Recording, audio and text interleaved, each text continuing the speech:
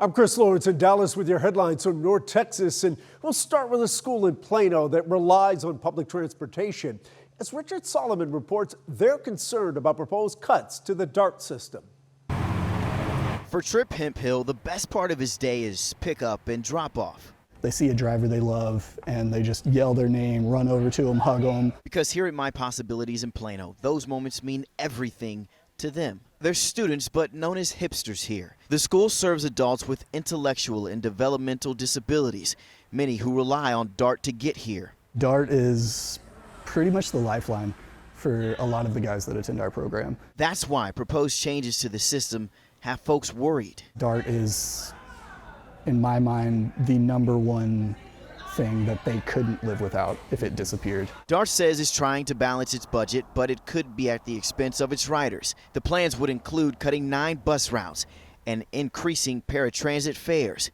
The agency says these changes would help fix long-term funding challenges while reallocating resources toward high ridership areas and more on-demand services. But Tripp says the ones who would be impacted the most are those who don't have other methods of transportation. 40 to 50% of our hipsters use DART to get to our location. 2 of the routes that could be cut are here in Plano, like this one along Parker Road. DART says they'll make their final vote in August. It was not just let's cut this and not listen. This worst case scenario, this is what we're going to present to you. Jasmine Carter with DART says the input from the community is vital right now. Just last week, they held a meeting that lasted well past midnight with almost 200 speakers. These were opportunities for us to just sit and listen and say, okay, this is what we need to consider before August 1st. If the changes are approved in August, they'll go into effect in January. Tripp is hoping the routes stay in place because to them, it's more than just a route. In Plano, I'm Richard Solomon. It's been nearly a month since hundreds of residents lost their homes in a massive apartment fire in Fort Worth, but Governor Abbott now says help is on the way. He requested a disaster declaration from the Small Business Association, and if it's approved, residents would be eligible for federal assistance through disaster loans. 1 person was injured in the fire at the Cooper Modern Apartments, and 6 others were rushed to a hospital for heat exhaustion. A 90-year-old woman hired a contractor to make some needed repairs on her home, and he ended up demolishing it. And now friends and neighbors are stepping up to help her. The woman lives in Toller, a town more than 40 miles southwest of Fort Worth. Adriana D'Alba went to the city and contractor to find out how she ended up with a pile of debris.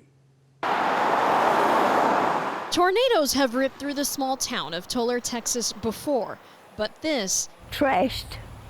Tore all to pieces. Looks like a tornado hit it. Was no natural disaster. That's what's left of my trailer. The trailer was all 90-year-old Joanne Ratliff had. Mother and I lived there till she died. But the city of Toller says neighbors complained. The issue?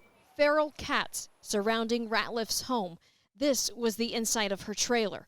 The city says it was unsafe and structurally unsound. They claimed it was dangerous, but it wasn't. It was solid. City leaders gave her 90 days to either bring it up to code or tear it down. And now look at it. She hired a contractor to make repairs, but says he instead quickly demolished it without her permission. It was shocking. Her belongings now scattered. It's done. I can't do anything about it now. Only rubble remains. Well, I sure don't like it, but I can't undo it. So I've just got to find out what I can do about it. WFAA obtained city records showing the contracting company Martin Millworks had no valid demolition permit, only this incomplete application with missing signatures. Now I'm homeless. I'll be 91 years old July the 29th. These, my friends, have took me in. An attorney for the contractor says he only wanted to build her a new house for free, just wanted to help, adding the permit was applied for and the city verbally said it was approved. The city of Toller declined to comment. It just makes me so mad every time I see it, the way they done her. With no kids or family, the trailer was all she had.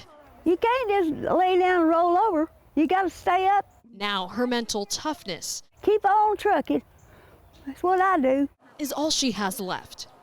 In Hood County, I'm Adriana D'Alba. Well, you gotta hope someone somewhere steps up to help her. As the shops of Redbird continues to expand, developers are still struggling to find a grocery store to move in. Tom Thumb was supposed to build a store in the Southern Dallas Shopping Center, but abandoned those plans last year. And according to our partners at the Dallas Business Journal, property owners are trying to find a replacement right now. But all the growth in other parts of North Texas makes it difficult for Redbird to stand out. Tonight, developers are focusing on bringing tenants to the west side of the building, hoping to attract more restaurants. School districts have faced major budget shortfalls over the past 5 years, which impacts not only how they hire, but what they can do to retain the teachers they have. Now one district is getting some help from a university in North Texas. Brittany Moncrief shows us how they're taking a creative approach to the teacher shortage with the new school year just weeks away. Clint Elsasser lights up I love what I do. when he talks about his passion. This is my calling. Like, some people have a job, but some people are called to do something. He's Vanguard High School's executive principal, and like many North Texas schools, this Mesquite school is in need of a little help. The biggest challenge that we're having is our teacher shortage. Clint says they haven't fully bounced back since COVID. Now they face plans by President Trump to break up the Department of Education. When you think about the students that we serve, and they don't have access to a lot of things already, and so we're cutting that access down. So Mesquite ISD is trying something different. Put your dot right there. These are not teachers. What sound does it make? They're students. We're trying to get our students interested in being teachers. Through an Educate Texas grant, Mesquite ISD and Texas Women's University started Teach Mesquite, a dual degree program in which students work to become teachers while in high school. The students will be thinking as students, but also will be thinking as future teachers. Juan Araujo is TWU's School of Education Director. Students will graduate in less than 6 years and then go back and serve the communities where they grew up. Letter N. We need to find those students that in their heart, their passion, they're wired for teaching. Sparking that same glow to the next generation of educators. In Mesquite, I'm Brittany Moncrief.